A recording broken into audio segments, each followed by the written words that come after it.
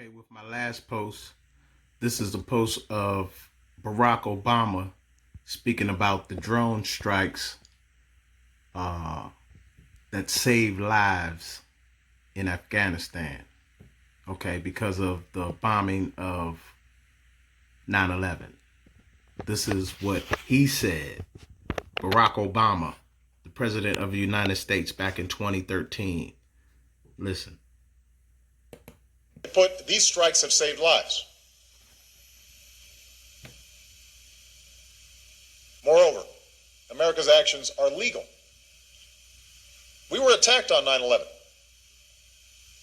Within a week, Congress overwhelmingly authorized the use of force. Under domestic law and international law, the United States is at war with Al-Qaeda, the Taliban, and their associated forces. We are at war with an organization that right now would kill as many Americans as they could if we did not stop them first. So this is a just war, a war waged proportionally, in last resort, and in self-defense. America does not take strikes when we have the ability to capture individual terrorists. Our preference is always to detain, interrogate, and prosecute them.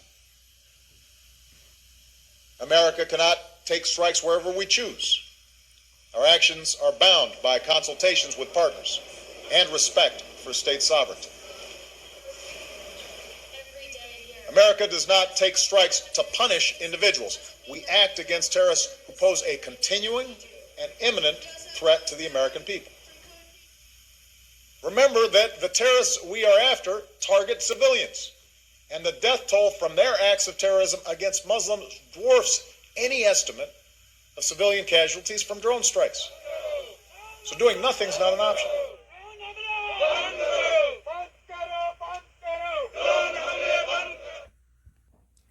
So listening to what Wesley Clark said about how America operates, will you believe Barack Hussein Obama? This guy is supremely evil. He pulled the wool over a lot of people's eyes who don't have the Spirit of God in them. Listen to this.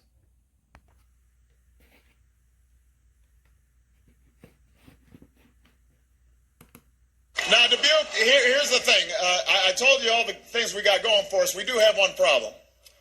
Politics in Washington. You got the other side, which has decided that compromise is a dirty word, and thinks the only way to move forward is to go backwards to the same top-down economics that got us into this mess in the first place. You know, Governor Romney chose his running mate this week, Congressman Ryan. No. Congressman Ryan, I know him. He's a good man, beautiful family. But he is the ideological leader of the Republicans in Congress. He is an articulate spokesperson for Governor Romney's vision. I just happen to fundamentally disagree with his vision. Their vision is wrong for working families, and it is wrong for the country. Look, my opponent and his friends in Congress, they believe that if you just get rid of more regulations on big corporations and big banks, and then you give more tax breaks to the wealthiest Americans, that will automatically lead to jobs and prosperity for ordinary families. And I'm not exaggerating here. That's their basic economic plan. Listen to this Washington is broken speech. This guy is just charismatic, man. Nothing but hot air, blowing hot air. Listen. Now, I recognize that people watching tonight have differing views about taxes and debt, energy and health care. But no matter what party they belong to, I bet most Americans are thinking the same thing right about now. Nothing will get done in Washington this year or next year or maybe even the year after that, because Washington is broken. Can you blame them for feeling a little cynical? The greatest blow to our confidence in our economy last year didn't come from events beyond our control. It came from a debate in Washington over whether the United States would pay its bills or not. Who benefited from that fiasco? I've talked tonight about the deficit of trust between Main Street and Wall Street, but the divide between this city and the rest of the country is at least as bad. And it seems to get worse every year. Now, some of this has to do with the corrosive influence of money in politics. So together, let's take some steps to fix that. Send me a bill that bans insider trading by members of Congress. I will sign it tomorrow.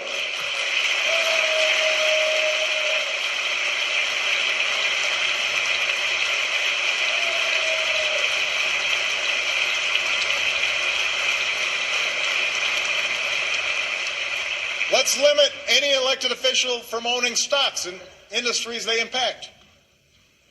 Let's make sure people who bundle campaign contributions for Congress can't lobby Congress, and vice versa. An idea that has bipartisan support, at least outside of Washington. Some of what's broken has to do with the way Congress does its business these days. A simple majority is no longer enough to get anything, even routine business, passed through the Senate. Neither party has been blameless in these tactics. Now, both parties should put an end to it.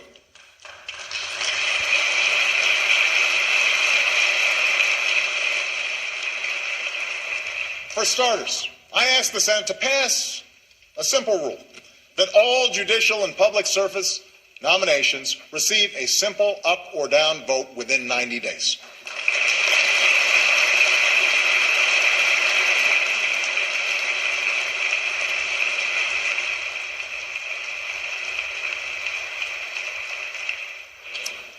The executive branch also needs to change.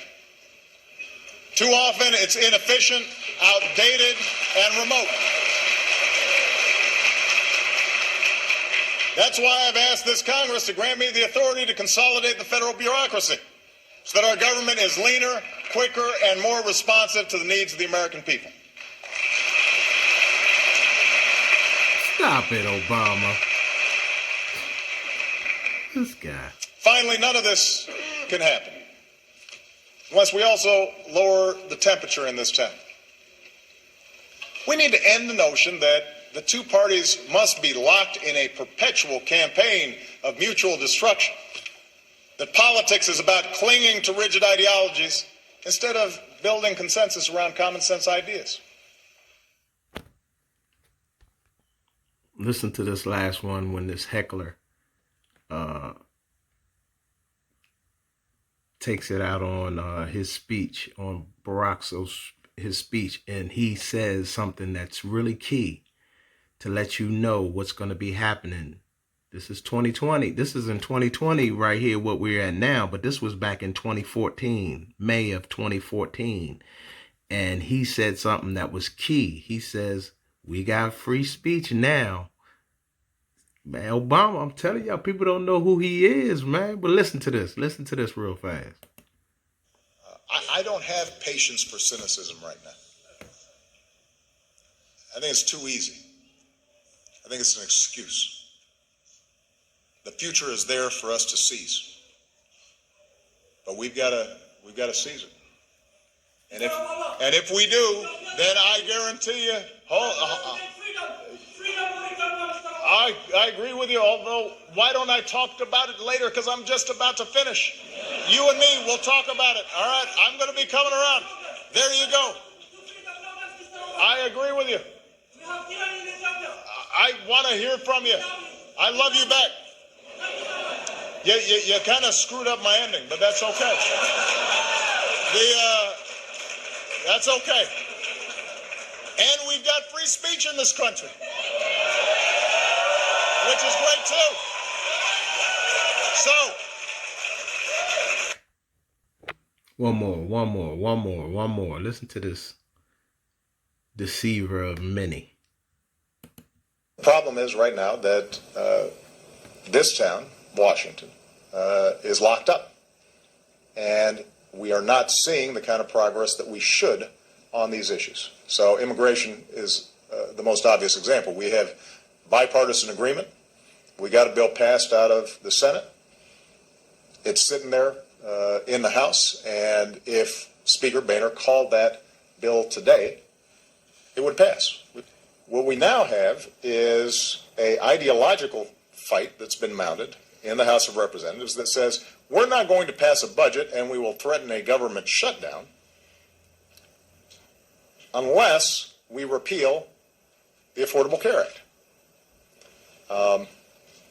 We have not seen this in the past, that a budget is contingent on us eliminating a program that was voted on, passed by both chambers of Congress, ruled constitutional by the Supreme Court, is 2 weeks from being fully implemented, and that helps 30 million people finally get health care coverage. You have never seen in the history of the United States the debt ceiling, or the threat of not raising the debt ceiling, being used to extort a president or a governing party, and trying to force issues that have nothing to do with the budget and have nothing to do with the debt. I just wanted one more. I know I said one more, but this got to be the last one. Listen, this is in 2020, October 27th, when he had that, when he was talking about Trump in Orlando, Florida. And listen to what he's talking about. And remember, all of these other things that I talked about, he was talking about the economy and all of this other stuff. Now listen to what he's talking about. This is why I'm telling y'all, this dude is a deceiver. Okay? He works for Satan. He works for Lucifer, surnamed Satan. Listen to him. In the spirit, you got to catch what he's talking about. Listen to the ideology of what he always talks about. He uses all of these different, just listen. 1 week until the most important election of our lifetimes. If he had been focused on COVID from the beginning, cases wouldn't be reaching new record highs across the country this week. If we were focused on COVID now, the White House wouldn't be having its second outbreak in a month. The White House. Let me say this. I lived in the White House for a while. It's a controlled environment. You can take some preventive measures in the White House to avoid getting sick, except this guy can't seem to do it. He's turned the White House into a hot zone. Just yesterday, he said that Putin of Russia, Xi of China, and Kim Jong-un of North Korea want him to win. We know. We know because you've been giving them whatever you want. For the last 4 years, of course they want you to win. That's not a good thing. You shouldn't brag about the fact that some of our greatest adversaries think they'd be better off with you in office. Of course they do. What does that say about you? And if we pour all our efforts into this final week, if we vote like never before, then we will elect Joe Biden, President of the United States. We'll elect Kamala Harris, Vice President of the United States. We will establish once again what this country stands for, what our values are, who we are as a people. Let's get to work, Florida. Let's bring it home. Now you tell me, what did Obama do in the 8 years he was in the White House? Besides make all of these different laws for these alphabet letters.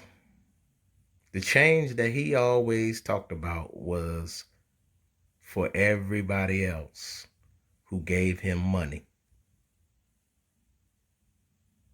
You have to take take the veil over your eye, from over your eyes, beloved, and see the crookedness, the wickedness in this man. Listen to what he always jumping on every hot topic and using, oh, we gotta understand how Trump, if he would have took, he's the fakest guy, man. I'm telling you, when he talk, it sounds like Charlie Brown's teacher speaking. But everybody's so caught up in this charismatic way, and because he's he's black because his father's from Kenya. He's a black man. His speech and vocabulary, and Joe Biden was talking about him and saying it's almost unbelievable that a black man could speak like that.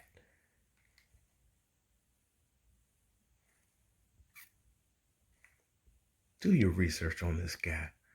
He is the most corrupt. Y'all, people think that this dude got glass slippers.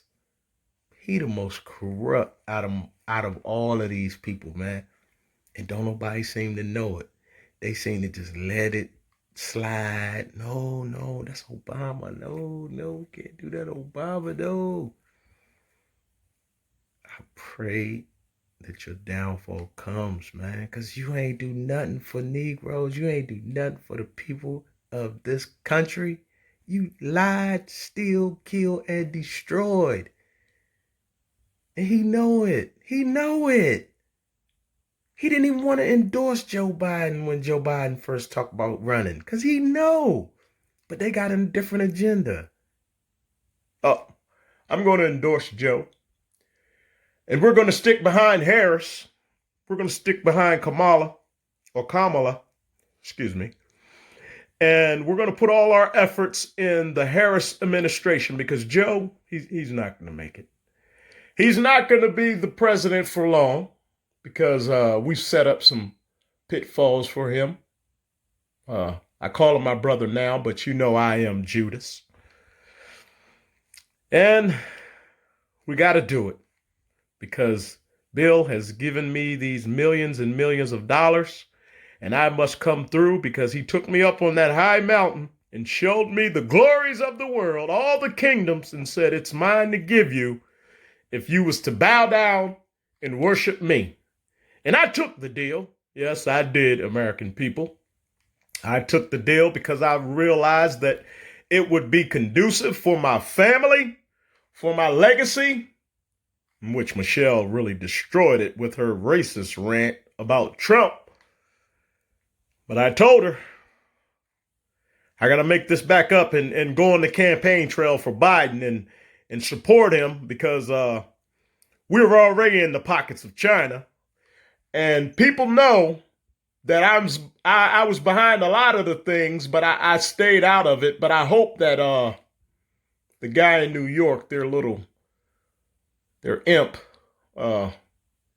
Rudy Giuliani, won't find any of my pictures on Hunter Biden's laptop and some of the emails that I sent as far as to Joe to let him know what's going on. But I pray that somehow these people I put in position that's with the FBI, i.e. Comey, and the NDI, I just pray that they don't expose me and bring me to light. But, we got to get these Jesus people up out of here.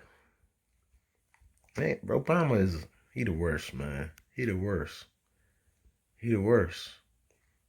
But it's gonna come to light, all the things you did in the darkness.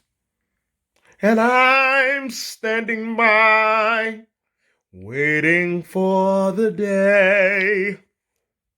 I can't wait.